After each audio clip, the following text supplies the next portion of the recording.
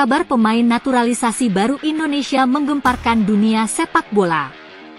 Pasalnya salah satu pemain yang bergabung adalah Emil Audero. Pemain yang kini bermain di klub Palermo Liga Italia. Bahkan, sebelumnya Emil sudah malang melintang di klub-klub besar Serie A seperti Inter Milan dan Juventus. Tentunya hal ini pun membuat gempar para pecinta sepak bola Vietnam yang mendengar hal ini. Beberapa media sosial menyoroti atas hal ini, bahkan selalu mencibir langkah naturalisasi Indonesia. Berbagai komentar pun dilontarkan oleh para fans Vietnam dengan pemain naturalisasi Indonesia ini. Tak sedikit yang mendukung langkah Indonesia agar mampu melaju ke Piala Dunia mewakili kawasan Asia Tenggara. Berikut komentarnya. 100% masyarakat Vietnam mendukung Indonesia karena mereka adalah fans yang setengah hati hanya karena prestasi yang diraih Indonesia, dan juga berharap Indonesia tidak bisa mengikuti Piala Dunia agar ilusi kekuatan dari fans yang setengah hati maupun masyarakat Indonesia berkurang. Lihat saja tim Prancis dan lihat betapa asyiknya pemain Afrika asal Prancis. Hanya ada 2 pemain murni asal Prancis. Indo mengikuti kebijakan naturalisasi adalah tindakan yang bijaksana. Teman-teman Vietnam terus mengeluh. Apa yang dilakukan orang Indonesia? Vietnam sekarang kerjasama strategis yang komprehensif. Sekian untuk Indonesia.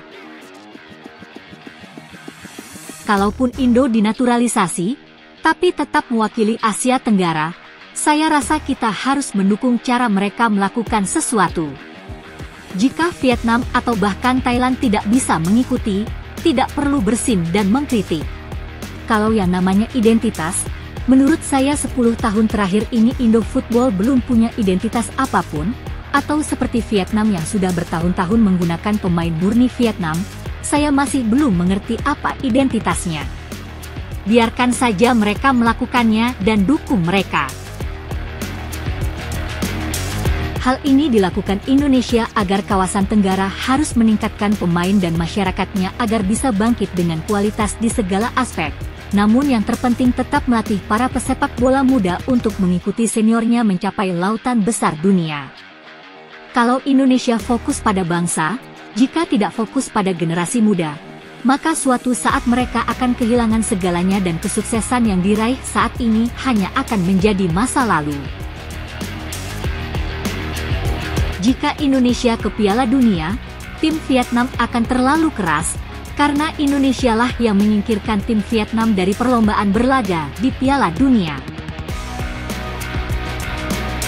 Kalau kita dinaturalisasi seperti ini, pemain-pemain muda punya peluang untuk berkembang. Punya banyak uang. Dan masih banyak pemain berdarah Indonesia yang bermain bagus di Eropa. Hegemoni di Asia Tenggara. Tuan Erick Thohir, dia adalah orang yang berbakat dan berbakat. Di masa lalu, tidak ada dia.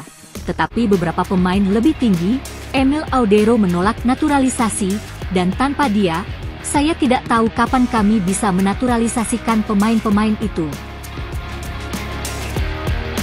Izinkan saya bertanya. Kalau di Vietnam, kalau mau jadi pemain naturalisasi, pemainnya harus tinggal di negara tersebut selama 5 tahun untuk bisa. Dan di negaranya, apakah mereka seperti saya? Menurut saya, menjadi pemain naturalisasi tidak semudah itu. Apakah undang-undang FIFA tentang naturalisasi sama atau berbeda?